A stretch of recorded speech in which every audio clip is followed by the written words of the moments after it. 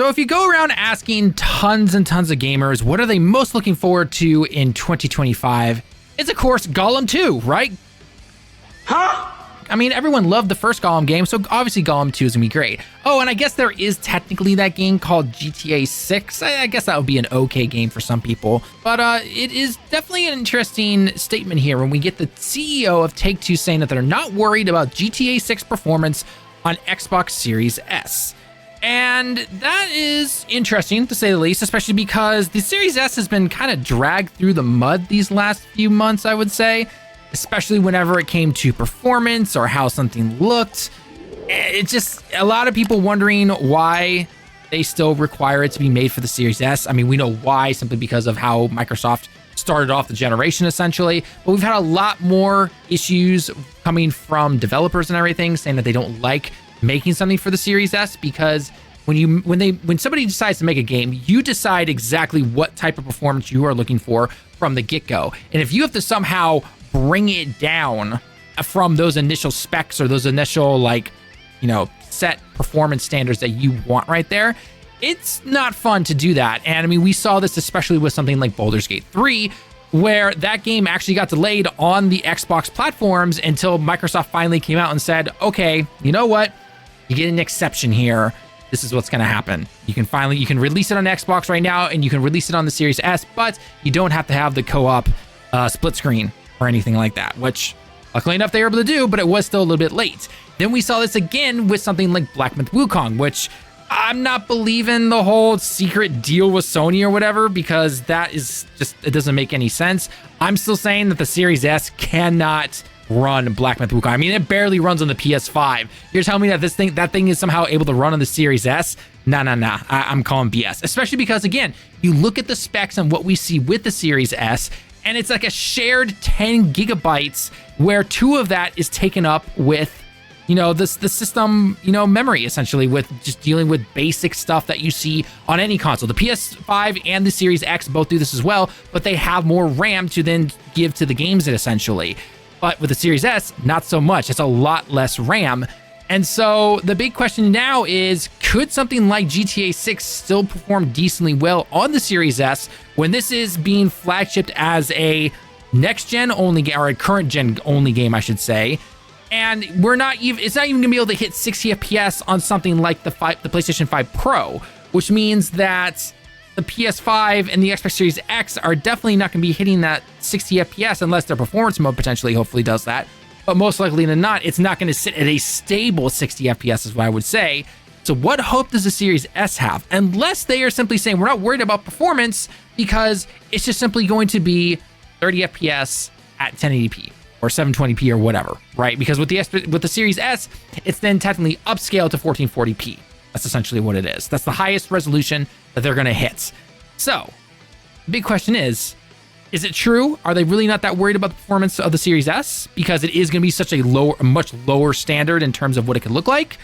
Or is it still going to chug and set the thing on fire? Especially when we've seen other games that don't run really well on the X and the PS5. And it's like, you really expect the S to? Lemon, what are your takes on this? I mean, Red Dead 2 still looks really good, and it's a PS4 game. I'm not super duper I'm pretty sure it's a PS3 game, isn't it? Red Dead 2. Red Dead 2 is PlayStation 4. Red Dead 1 is PlayStation 3. Yeah. Red Dead Redemption's a PS3 game. Red Dead Revolver was a PS2 game. Yeah, that was a long time ago. It's a deep cut. Deep cut right there. But no, I don't. I'm not. If there's a developer that could do it, it would be probably Take-Two. Like, the wizards on their engine of building this thing out are geniuses. Like, the fact that GTA 5 ran as well as it done the PS3 is astounding when it came out. And so yeah, I'm not super worried. It might be kind of blurry. Might look like there's Vaseline on it. I could definitely see it being blurry. I guess it also depends on how CPU dependent it is compared to GPU dependence. Some people have stated that because this game is not going to be out on PC right now, this is a console only game. I mean, this is pretty normal for all Rockstar games, basically. But hopefully, maybe they've been able to take that time to really polish, all 3 versions of the console versions of the game aka PS5, the Series X, and the Series S. So hopefully they're able to. But I do wonder what the differences will be between the top of the line consoles, aka the X and the PS5, and what is the Series S going to cut out aside from your obvious, it's probably gonna look a little bit blurrier. There's not gonna be as many NPCs on the screen at a time. How fast are the loading times going to be? What about that transition from area to area within the game?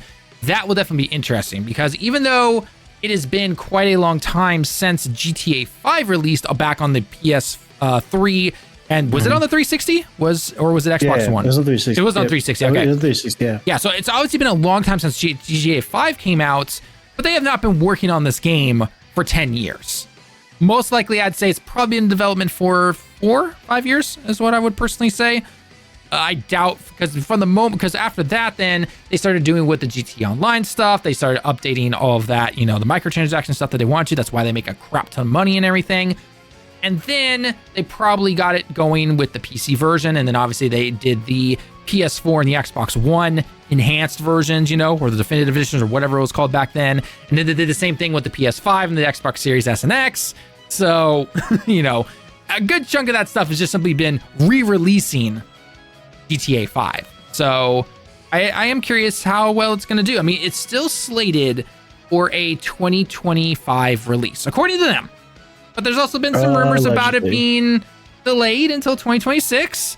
I mean, there's also been some comments from other developers saying, hey, we want to stay away from GTA 6. Just release this thing already, because the last thing you want to do is release your game within a week of this game coming out. I mean, the two big games I would say personally for 2025 is going to be Monster Hunter and GTA 6. Again, assuming that GTA 6 still releases, but assuming that it still does. You know what might come out next year? What? Horizon 3. Oh, God. Same day as GTA. God. Yeah. On it now. It's going to happen. It happens every single time. The first Horizon Forbidden West, every single time they've released a Horizon game, it is next to some big game, and it's just like, who over at Sony is just making their schedules right now? Like, you have to be so dumb. I wonder who. Yeah, geez, I wonder who keeps hyping up this game. couldn't be their new CEO that they currently have right now. No. Couldn't be that. Couldn't be him. I mean, he just loves that series as it is, and that's why you currently have, Horizon multiplayer, which is supposed to be like a Monster Hunter take style game, being made still. I don't personally think that game's going to do particularly well. This is my personal honest opinion, because everyone's going to compare it to Monster Hunter. So it's like, new one's coming out next year. Yeah.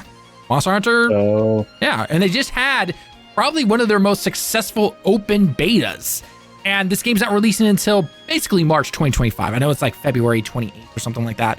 But regardless, March 2025 is when the new Monster Hunter will be releasing. And it's November right now in 2024. That's a good chunk of time to really fix stuff up, which honestly they kind of need to, because there are definitely some weird things with that particular beta.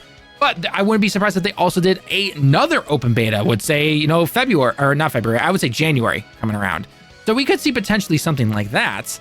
But again, that Horizon multiplayer game is just going to get completely shit on, because it's 100%. Like, yeah, because either A, it's going to be so much like Monster Hunter, and as we all know with live service games, they don't learn from other people, and so they're going to have the same crappy mistakes that Monster Hunter probably had like 12 years ago or something like that.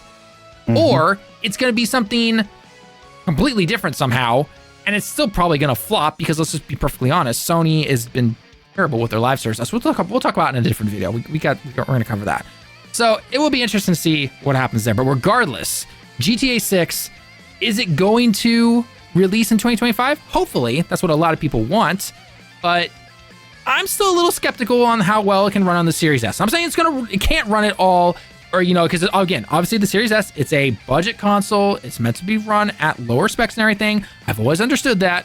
But we'll have to wait and see. Hopefully that the RAM memory that it has is not holding it back too much.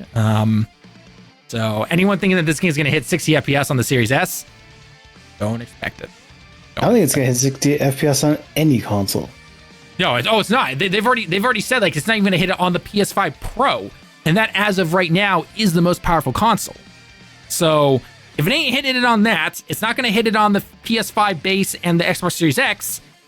No way it's hitting it on the S. So, and if you ever see a comment online saying it's hitting 60 FPS, no problem on the Series S, just shake your head and block that person and never read their comments ever again. They need to go to a mental facility. Yeah, where's that one guy who was going after us for that? Oh God, we need to get him in here. We need to get him in here. Ask his opinion on. Jeez, seriously, on the Series S. Trolls, man, trolls be doing so. Anyway, regardless though, let us know your thoughts. Do you think GTA 6 is going to actually release in 2025? Again, most likely it will, but do you think it could get pushed back? Do you think it's going to run well on the Series S? Do you even think it's going to run well on the X and the PS5?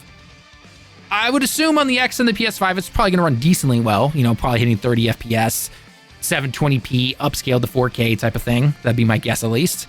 Because with what they've shown in the only one trailer we've seen, they're probably expecting to put a lot on screen, and that is going to make some consoles chug. So we'll have to wait and see what's going to happen. I mean, it's hard to say. So, but yeah, let us know your thoughts in the comments below, and hopefully it does okay.